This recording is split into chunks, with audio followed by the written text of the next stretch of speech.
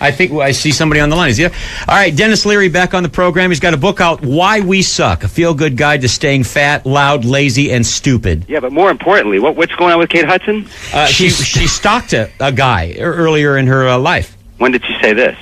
Just recently. It's in the news today. She said that she would have her friends track him, and whenever he was in a restaurant, they would call her, and she'd show up. Did they say who the guy was? No, doesn't give a name. Could have been you. It was me. Okay, I'm here to confess that Kate Hudson... No, I mean, God almighty, if I was so lucky to have Kate Hudson. Can you imagine if Kate Hudson stalked you? That would be great. It's actually impossible, because if she showed up the first time, the guy would go, Kate Hudson, I love you. It wouldn't work. It's impossible to be stalked by Kate Hudson. Hey, listen, I want to say this because I enjoy this every year, and those of you that have not seen it and you're looking for a new movie to celebrate your holiday with, oh my God, I think you're so going to enjoy The Ref. Oh boy, yeah. Dennis, this movie, Kevin Spacey, and Annette, was it Annette? Not Annette Bening. Judy Davis. So freaking funny. I like the one with Annette Bening. But this movie... We did one with Judy Davis, and then we switched and we did one with Annette Bening. Both were good. Well, to give you a quick setup, this guy, Dennis's character, shows up. He's going to burglarize this house. He shows up. He gets caught in the middle of this relationship between these two dysfunctional people, and he winds up refereeing them just so he could get out. Yeah, it's very... I'll tell you, it's one of those movies, because it's the It's a Wonderful Life. Yeah. It gets a lot of airplay at Christmas time, and I think there's a lot of us that love the fantasy idea of It's a Wonderful Life, but there's a lot more of us who live through Christmas and Thanksgiving every year going, boy, when is this going to be over? Because I'm going to kill somebody really soon. Now, you kind of talk about this in the book. You share your mom's blunt opinions on life and the way you express them. And your mom gave you that? Yeah, my mom is sort of the through line in the book, because she's such a...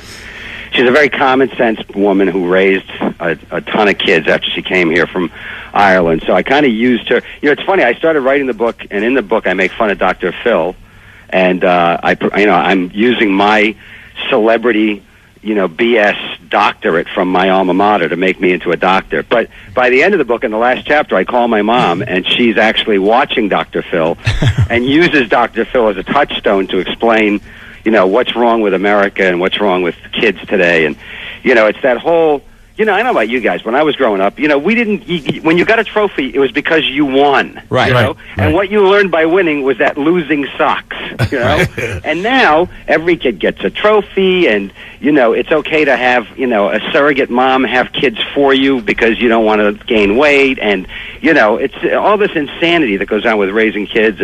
And basically, everything from, I think I cover pretty much every subject in the book, from religion to Roger Clemens and his steroids claims. Well, you know what you say, we had Joe Montana on the show. He had written a book as well, and his take was exactly the same. He said, when I was a kid growing up, we learned that if we were the better team, we would win by getting more points, and if you lose, you lose. Well, this whole idea of in Massachusetts, I mentioned this in the book, but there's a lot of states doing this, where the soccer games, they want to have no score in the soccer game. So what's the point of why don't we just not play? Why even let the kids leave the house? Let's leave them in the house in front of the TV, living inside of a bubble. Let's turn them all into bubble boys, where they have no experience of the outside world. I mean, what does the bully, when you're growing up, teach you? It teaches you to either avoid the bully or eventually have a face down with the bully and keep your own lunch money. I mean, it's survival of the fittest. Yeah. Now, the book not only tells you why we suck, but offers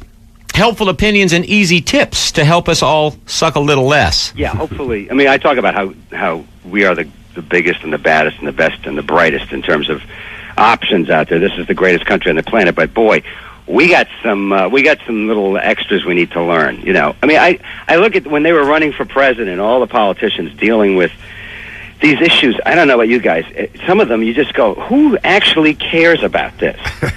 Like Mexicans, okay? People talk about, that we got to build a wall and keep the Mexicans out.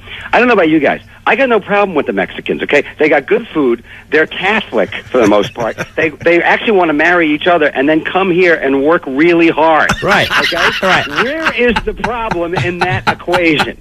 I'm telling you right now, all these politicians in Washington, if Sweden was where Mexico was and 6-foot-tall female blonde models were coming over the border, each one of these politicians would have one of those illegal aliens cutting their lawn in hot pants. I'm telling you right now.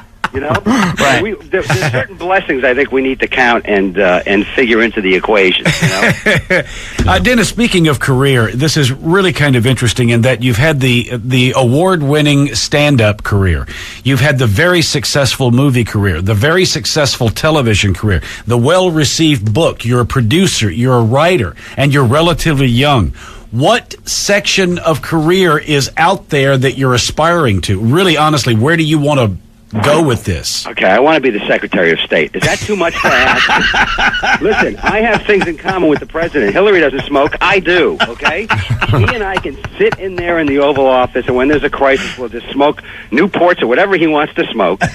You know? I don't know. I got to tell you, my book is debuting at number 9 on the New York Times bestseller. Congratulations, man. But here's the thing.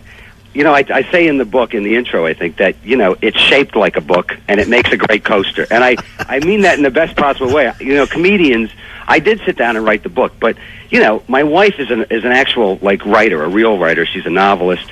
She, like, slaves and labors for, like, a year, 2 years over her stories, and I just go like, yeah, I'm going to go up in the barn and write a book this afternoon. I don't know what I'm going to talk about. So I know it's built on the fact that I'm a comedian and that I'm a celebrity and stuff, but we sometimes get it a little too easy because there's no plot line in my book. The through line is, you know, we suck, but we're great, but we could get better, and my mom.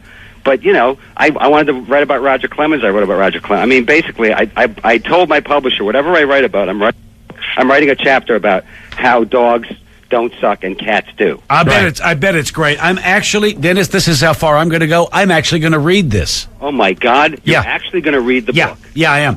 I love some of these chapters. Chapter 2: Your kids are not cute. Well, you know what? By the way, your kids are cute to you. I raised 2. You know, I don't know if you guys have kids, but sure. Yeah, you know the thing where some friend of yours, this happens to me still, where they send you an email with an attachment, and they say something like, hey, here's a picture of Jacob, you know, at the park. And there's 35 pictures of this, you know, 8-month-old kid at the park. He doesn't even move. He's in the same position in every single shot. Yeah. What are we supposed to do? Go, he's amazing. He's not doing anything. He's growing teeth. That's what he's doing. Yeah. All right. Well, Dennis, honestly, big fan. Love the stuff. And again, those of you that are looking for a really good holiday film, seek out The Ref. You will enjoy it. And if you want to laugh your ass off while you're reading a book, I hope you do. I mean, I know there's a lot of people out there doing it with mine. That was the whole idea. And if you don't, even if you do laugh your ass off, you can use it as a coaster. It holds 6 cans of beer and 4 giant coffee mugs. Good to know. The book is Why We Suck, a feel-good guide to staying fat, loud, lazy, and stupid. Dennis, as always, good talking to you, man. All right, guys. See you soon. Funny. Your kids are not cute. Good stuff. Well. All right, we'll do business. Come back. It's the Mark and Brian radio program, 95.5 KLOS.